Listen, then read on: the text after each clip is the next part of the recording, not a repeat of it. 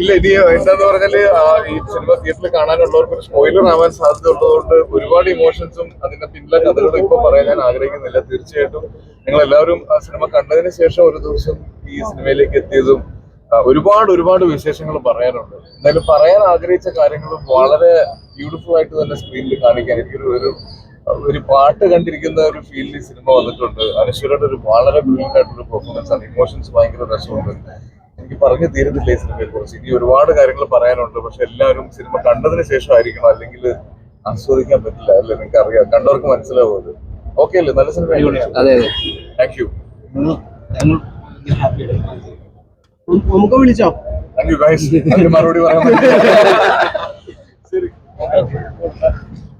ഒന്ന് മാക്സിമം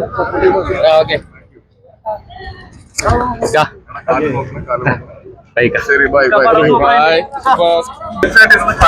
ശരിക്കും സിനിമയുടെ ജെന്യുവൻ ആയിട്ടുള്ളൊരു റിവ്യൂ നമുക്ക് കിട്ടുക. സിനിമ നല്ലതാണെങ്കിൽ ഇനി കൂടുതൽ പ്രൊമോഷൻസ് ചെയ്യാം. വളരെ കോൺഫിഡൻസിൽ നമുക്ക് ആളുകളോട് കാണാൻ റിക്വസ്റ്റ് ചെയ്യുകയൊക്കെ ചെയ്യാം. അപ്പൊ ഇനി എന്തായാലും അടുത്ത സ്റ്റെപ്പിലേക്ക് കടക്കാം. നല്ലൊരു സിനിമയാണ്.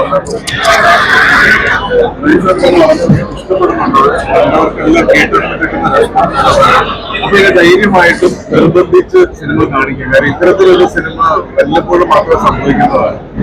അപ്പൊ ആ സിനിമ കാണാൻ എനിക്കൊന്ന് ഒരുപാട് പേർക്ക് വളരെ നൊസ്റ്റാൾജിക്കായിട്ട് കണക്ട് ആവാൻ സാധ്യതയുണ്ട്.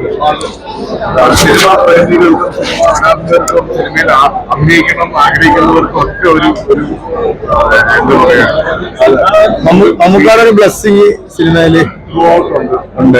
ഇതിന്റെ ആദ്യം നമ്മൾ ചെയ്യാൻ തീരുമാനിച്ചപ്പോൾ അതേപോലെ പ്രൊഡ്യൂസർ കൂടിയാണ് സംഭവിച്ചത്.